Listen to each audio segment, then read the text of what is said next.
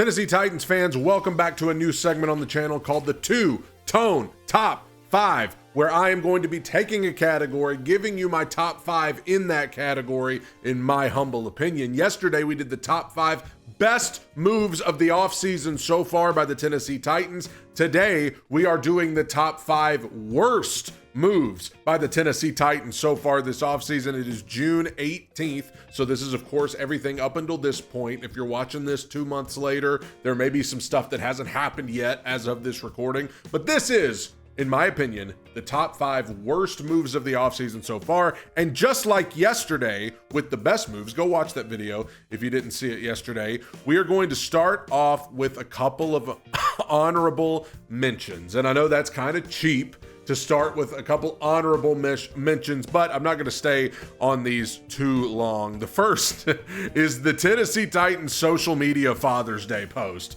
from just a couple of days ago, where they accidentally said Happy Father's Day to all the Titans moms and fatherly figures. Now, a lot of people are mad about this because they think the Titans social media team was trying to be woke and they were trying to whatever.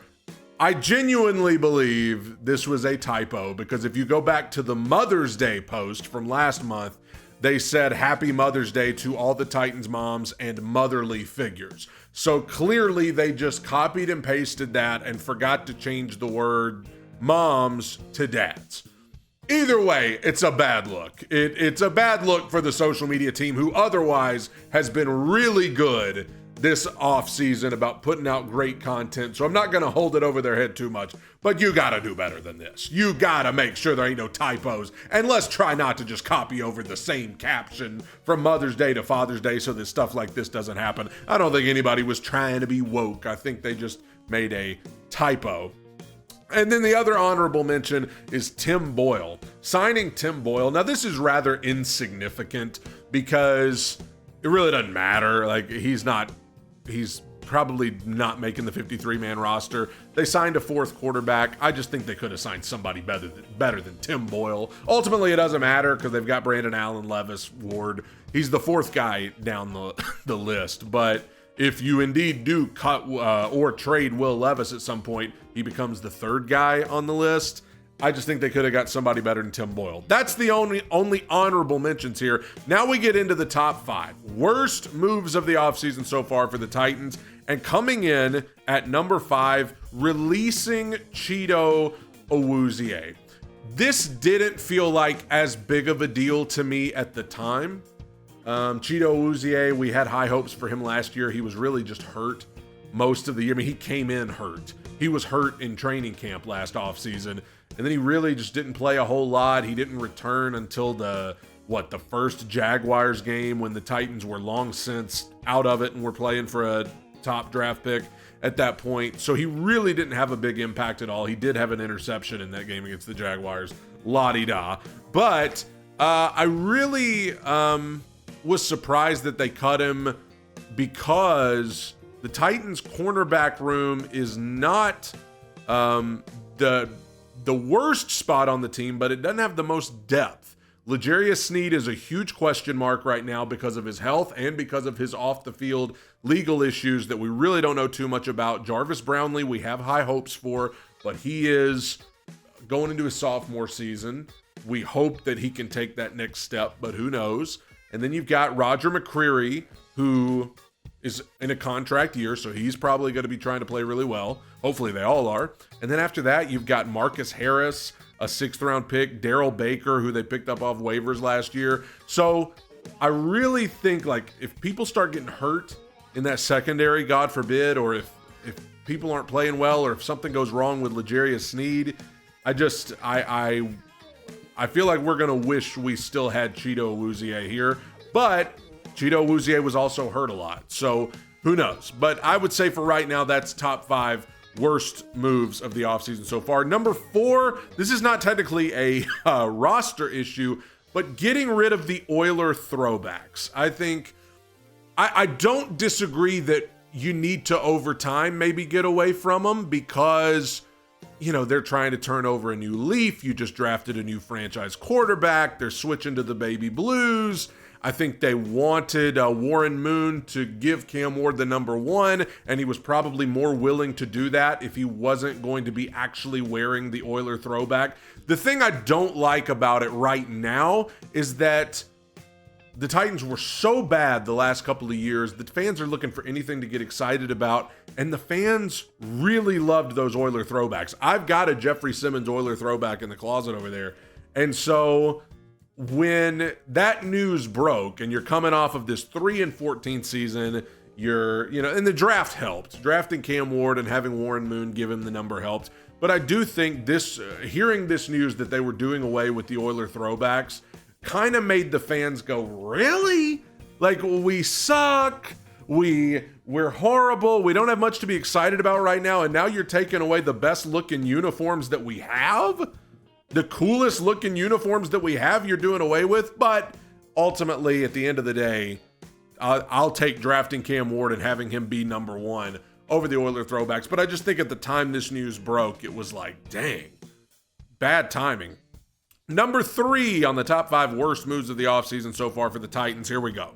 So this is where I'm going to have to give an explanation. The firing of Ran Carthon. Now, some of you are going down to the comments right now and you're getting ready to type and you're getting ready to let me have it because I already started hearing from you yesterday on the other video. I get that there were reasons to not be pleased with the job that Ran Carthon had done. He took a lot of swings last offseason. Calvin Ridley, Cheeto Auzier, L'Jarius Sneed, Tyler Boyd. I mean, he went all out. He treated it like a Madden franchise where you had unlimited cap space and he went out and signed everybody. It didn't pay off.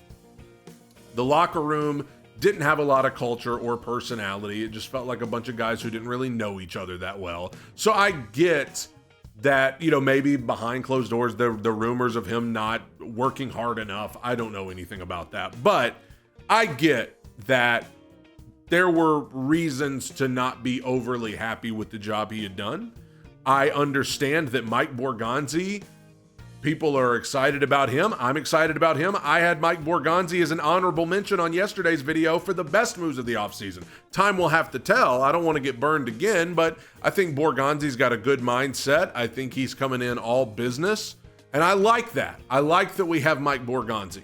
The thing I don't like, the thing I don't like about how this was handled, and this may feel kind of cheap, but I've got to go back to the previous couple of off seasons because it puts it in context. I just hate the way it looks that 2 off seasons ago, we're looking for a new GM because we fired John Robinson. Last off season, we're looking for a new head coach because we fired Mike Vrabel, who conveniently is in this photo.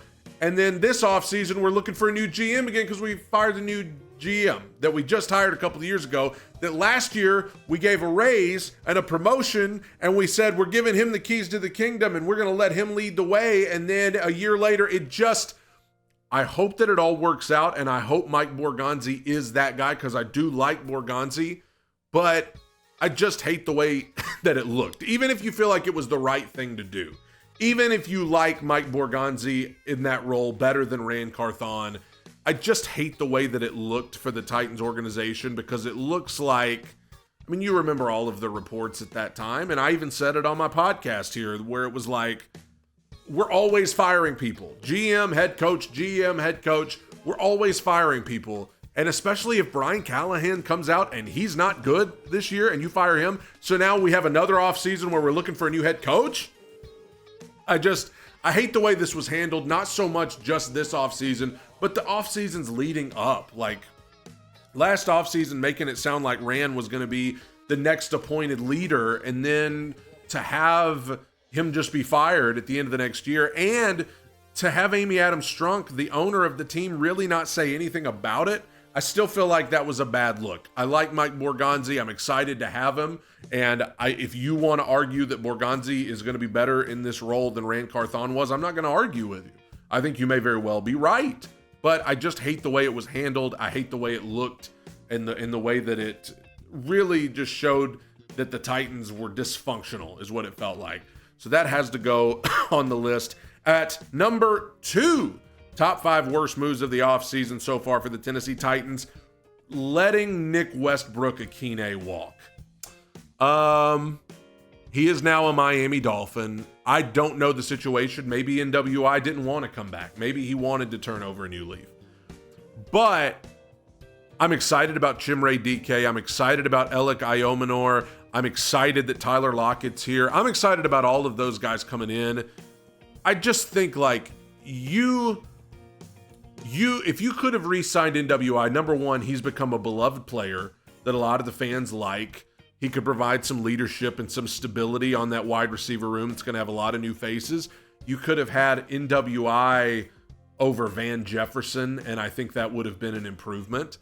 And I think NWI, his production has just gotten better every year. He was reliable. So I just for the morale and the fan base and everything, I would have liked to have had NWI back, but for whatever reason, he's not back, and he's pretty much been replaced by Van Jefferson. I'm not saying that's like a terrible move down, but I probably would say NWI is better slightly than Van Jefferson. So I would have liked to have kept NWI, beloved player among the fans. And then the number one worst move of the offseason so far for the Tennessee Titans, signing Dan Moore to come play left tackle. Not just signing him, but paying him $80 million with $50 million guaranteed, right? Not exactly a proven commodity. Not exactly a guy who was tearing it up in Pittsburgh. And a lot of Steelers fans I saw were shocked to see him get paid that much by anybody based on what he had done so far. I am still very skeptical of this move. I hope it works out, but you move J.C. Latham over to right tackle, which in a way makes sense. It's what he played in college, but at the same time, you pretty much are admitting that this guy you drafted to play left tackle wasn't good enough at it, so you got to move him to right tackle, and now you're bringing in a guy and paying him $50 million guaranteed who's unproven as well, and you hope Bill Callahan can help him, and you hope he can do okay, but this is something I'm still majorly skeptical of. On an offensive line who always seems to have at least one really bad apple. I just hope Dan Moore is not that guy. I hope Dan Moore is not a bad apple, because unlike Andre Dillard and unlike Dennis Daly and Nicholas Petit-Frere, Dan Moore is an expensive bad apple. If he's bad, it's even worse than Petit-Frere or Dillard or Daly, because he's getting paid a lot. You need him to be good. I'm skeptical based on his film, based on what he was able to do last season. I'm skeptical of this move. I will remain skeptical of this move. I am hopeful that Bill Callahan can bring it out of him, but this is the move that over this offseason has me scratching my head the most, because I just feel like that's a lot of money for Dan Moore. That is the top 5 worst moves of the offseason so far for the Tennessee Titans. Hit me up in the comments and let me know what you think. Is there another thing that should be on here that I left out? Is there something on here that you think is not fair? Do you disagree about Ran Carthon? I bet you do. Let me hear from you in the comments. Tighten up. Bye.